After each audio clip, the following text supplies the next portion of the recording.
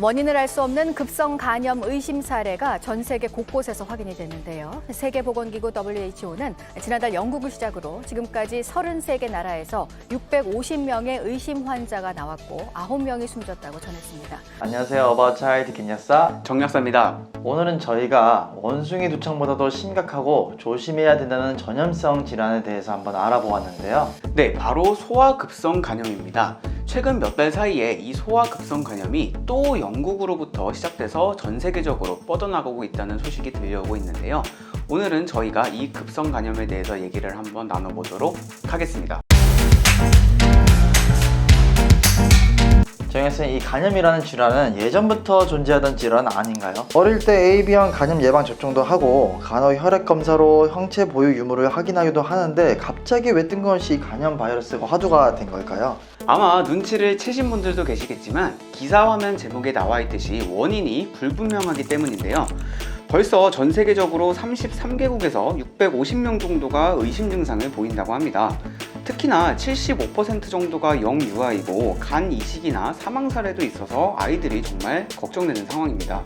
그렇다면 국내 상황은 궁금해질 수 없는 상황인데 국내 상황은 어떤가요? 간염 사례가 있다든지 아니면 유사 증상이 있다든지 그런 게 있는 건가요? 그나마 다행이게도 우리나라에서는 아직 발병된 사례가 없기는 합니다. 최근에 8건의 의심 사례가 신고되었지만 모두 원인이 명확하게 밝혀져서 이번 급성 간염 사례에는 해당하지 않는다고 합니다. 네, 그렇군요. 기존에 우리가 알고 있던 바이러스성 간염은 A, B, C형 등으로 나누어져서 예방접종과 치료제에 대한 가이드라인이 명확하게 알려져 있었는데요. 이번 케이스는 환자들에게서 기존의 원인 바이러스가 검출되지 않았다고 하죠. 네, 맞습니다. WHO의 통계 리뷰를 보면 특이하게도 간염 바이러스가 아니라 일부 환자들에게서 호흡기 질환과 결막염을 주로 일으키는 아데노바이러스라는 게 검출이 돼서 이 바이러스가 원인이 아니냐라는 의심을 받고 있습니다. 특히 아데노바이러스 중에서도 41형이 많았는데 이 형태는 위장장애를 일으킬 수도 있다고 해요. 그래서 실제 환자들에게서 나타난 증상들을 보면 기존 간염과는 약간 다르게 열이 잘 나지 않고 구토나 설사를 동반한 황달 증상이 많이 나타난다고 하는데요. 연결고리가 좀 있어 보이시나요, 김 약사님?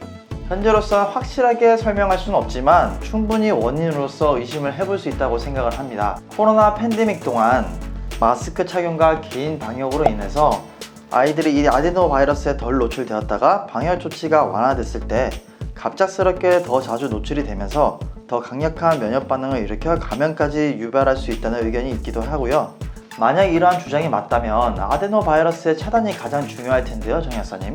네, 그렇습니다. 아데노바이러스의 경우 구강을 통해서 주로 전파가 되기 때문에 아이에게 주는 음식 중에 조리식품이 있다면 충분히 익히시고 야채, 과일류는 충분히 씻어서 바이러스가 입으로 들어가지 않게끔 해주시고요. 또 손소독을 자주 해주시는 것이 좋겠습니다. 그렇다면 정 약사님, 최근 일각에서는 이 간염 바이러스가 또 백신 때문이 아니냐, 코로나 후유증이 아니냐 이런 얘기들이 많은데 저 어떻게 생각을 하시나요? 우선 백신 같은 경우는 직접적인 원인이 되기가 어려운 게 여러 나라에서 5세 미만의 아이들은 접종 대상이 아닌데 급성 간염 초창기 109명의 평균 연령이 만 2세였습니다. 즉 백신 접종을 받지 않았는데 걸린 사례가 많다는 거죠. 두 번째로 코로나 후유증 때문이다 라고 하는 얘기에는 어느 정도 의심은 해볼 수 있을 것 같습니다.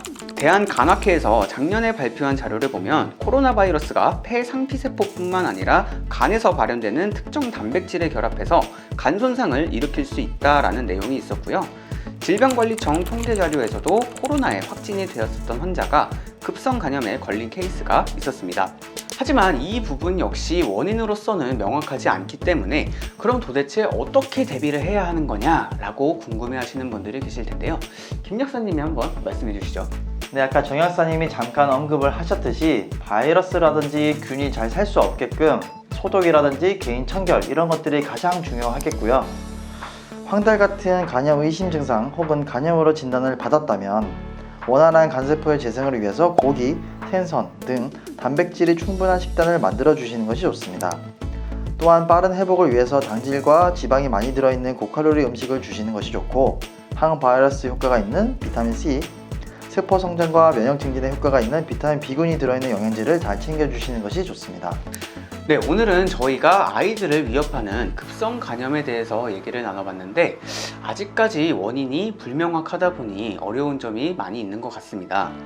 하루빨리 원인 규명이 돼서 적절한 예방과 치료에 대한 가이드라인이 세워지길 바라고 아무리 강조해도 지나치지 않는 튼튼한 면역력 형성을 위해 적절한 영양제와 음식 꼭 챙겨주시길 바라겠습니다.